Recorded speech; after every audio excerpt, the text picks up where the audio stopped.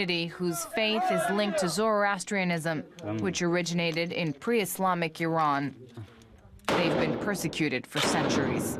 There have been 73 massacres carried out against our people. They always try to exterminate us. Now the Yazidis have an army, an ideology, and a desire for revenge. Among my friends and neighbors, they took an entire family. They beheaded the father and kept the wife and children. We paid a ransom and were able to free the mother and her daughters. But they kept the sons, indoctrinated them. Now they use them as child soldiers.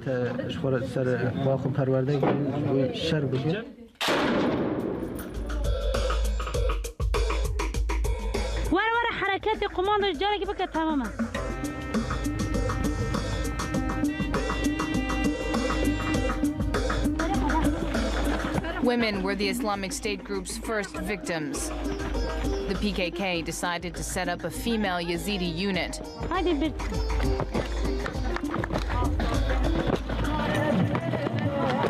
Soon, these women will be at the front.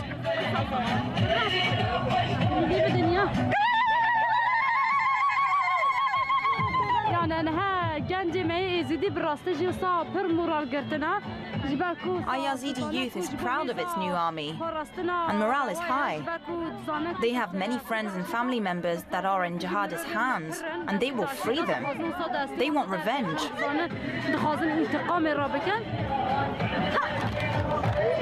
By the way, the report airs in full on Saturday, and Reporters, the France 24 investigative news magazine. Halaf Smoky, when we had news this Thursday that the offensive was on, many questions were asked about how well the Yazidis would work alongside the Kurdish PYD. How's it going so far from what you've heard?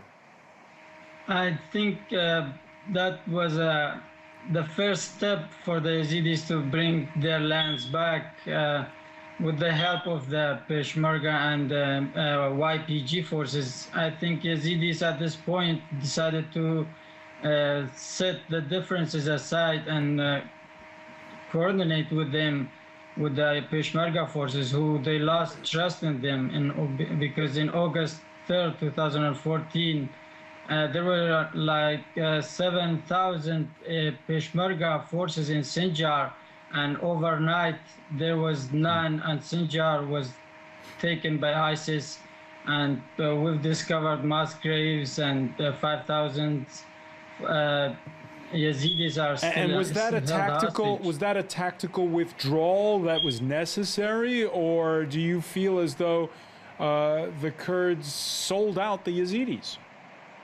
Well, this is what the most Yazidis feel, because an army is supposed to defend or resist for like, my family told me if they had resisted for 1 hour, none of that would happen until people could flee for their lives. I mean, they woke up defenseless to nothing, with nothing, like not even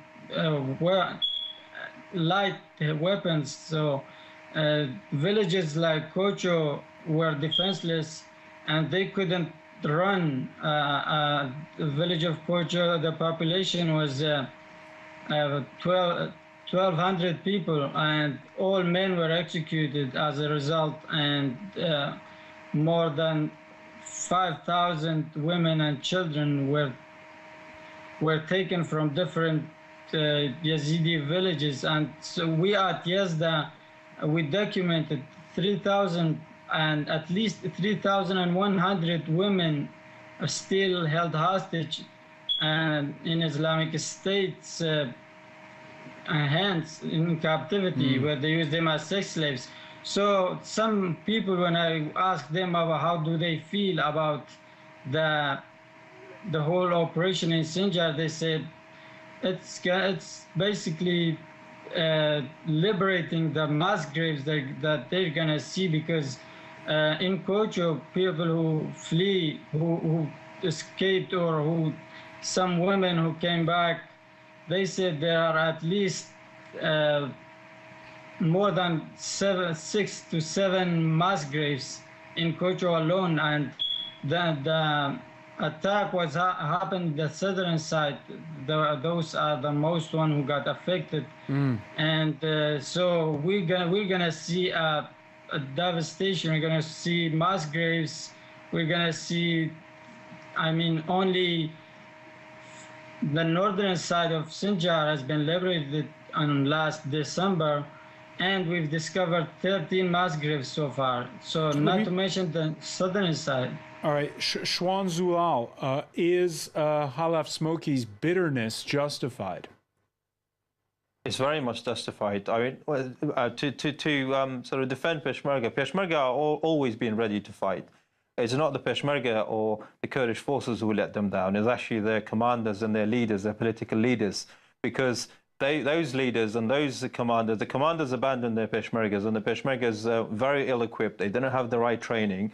The political elite in Kurdistan region have failed to see, and given that they had very good few years of good revenues and good income, they failed to unite their forces. They failed to train their Peshmerga forces. They failed to organize the command structure, and the command structure crumbled immediately when there was one attack. As Khalas mentioned, they lasted about an hour. So, yeah, Peshmerga now and always been ready, and you can see it in the front line. You can see it from Kobani until today, that the Peshmerga has always shown readiness to fight. But, the Yazidi brothers in those areas, I think their qualm is really with the political and the military leadership. Now, the same people, or some of the same people, or the same Peshmerga are actually defending the town because they're a bit better equipped. They have a better command structure, and it's overseen by the coalition. We have Kurdish forces from YPG and the PKK who help in the offensive to make it last. The key to this, from a Kurdish point of view, is unity. So far, we haven't had it to an extent because political players in the region, they've been playing politics with, even today, we've seen various groups trying to claim that they are the one who've been doing the offensive, which is not helpful for their cause. So I hope this is going to be a lesson. And those units, as you showed in your film, they are the people who are really frustrated because those commanders and those politicians who failed to protect Sinjar, they are the ones who are responsible for allowing Yazidi women, Kurdish women, being taken as sex slaves by ISIS. I mean, how would you justify that? I mean, as a Yazidi, if I'm a Yazidi, I'll feel very, very disappointed and let down. Let me ask you, Robert Parsons, because we've seen that this long-awaited offensive was delayed by infighting between various Kurdish factions. One commander of the Iraqi KDP, the Peshmergas, telling the Associated Press a few weeks ago that the problem is with when the Peshmerga liberates Sinjar, the PKK will say, "We did it." Yeah, well, that was certainly one of the problems. There was a certain amount of concern about that. And speaking to people in the Security Council in Erbil last week, this came across to a certain extent.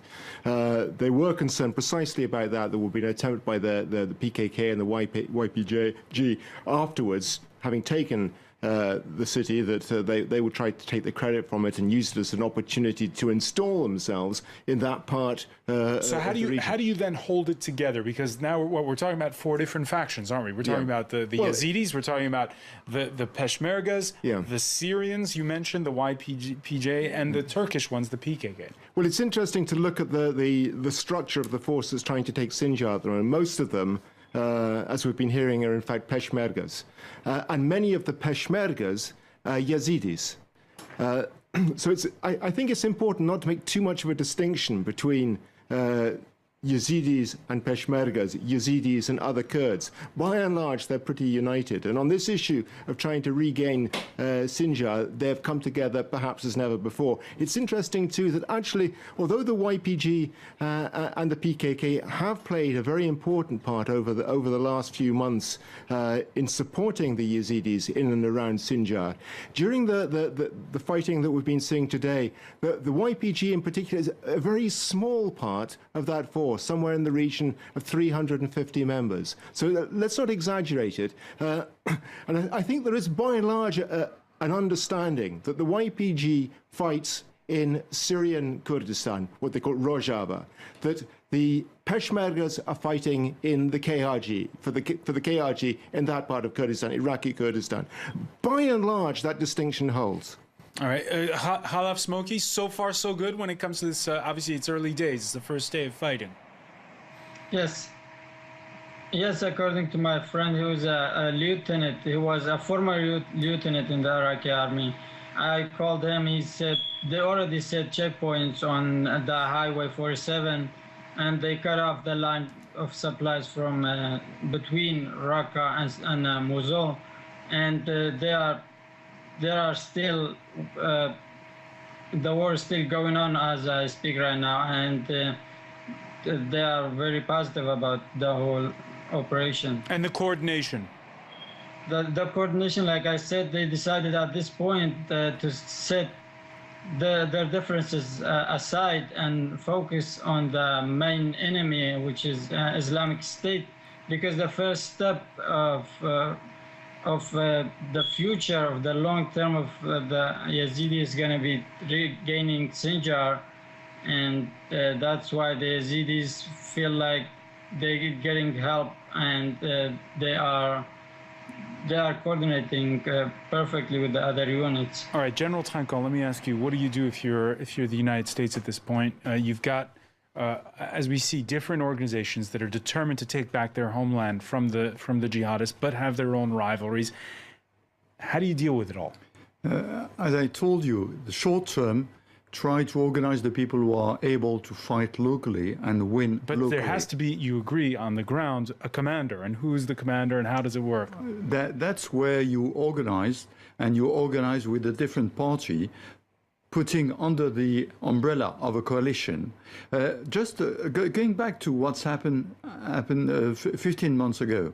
Remember, nobody cared about what was happening until the Peshmerga withdrew and Sinjar was taken, and the jihadists were going back to Baghdad. So I don't know if it was made on purpose, but this was the trigger of the operation for the coalition. Suddenly, everybody was discovering that Daesh was preparing for months to go to war, and all these poor people was not preparing for war. And the Iraqi army was preparing for something else, probably not war. Now they are learning the hard lesson, what is war? War is fighting, is killing, and it is difficult. And you need to organize that and put the Sunni also inside the box, because without them, you will not win in Iraq. Lots of reactions coming in from viewers. Dan on Facebook, already progress being made in this campaign by the Peshmerga forces, backed by U.S. air attacks like most operations. In this manner, cooperation and planning are keys.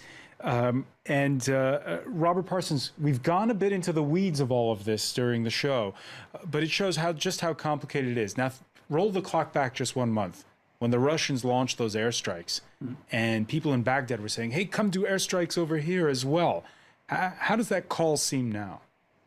Well, you know, it goes back to what we were saying earlier on. Airstrikes are really not the answer. The Americans have been carrying out airstrikes with coalition forces for the last few months. They have a limited effect. They helped certainly the Kurds when they were fighting in Kobani. They've been helping today with Sinjar. The key is coordination of ground and air forces. The Russians are beginning to learn that to their cost now with trying to cooperate with the Syrian army. Do you think we're still going to hear complicated? Do you think we're still going to hear those calls for the Russians to bomb in Iraq as well? Well, no, I don't think so. I think the impression that I get at the moment is that, particularly from the United States, they're sitting and waiting and watching for the Russians to get bogged down.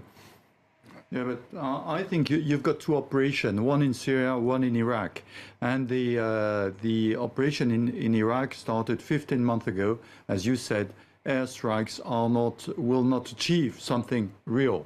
You've got to have the ground, and you've got to reorganize on the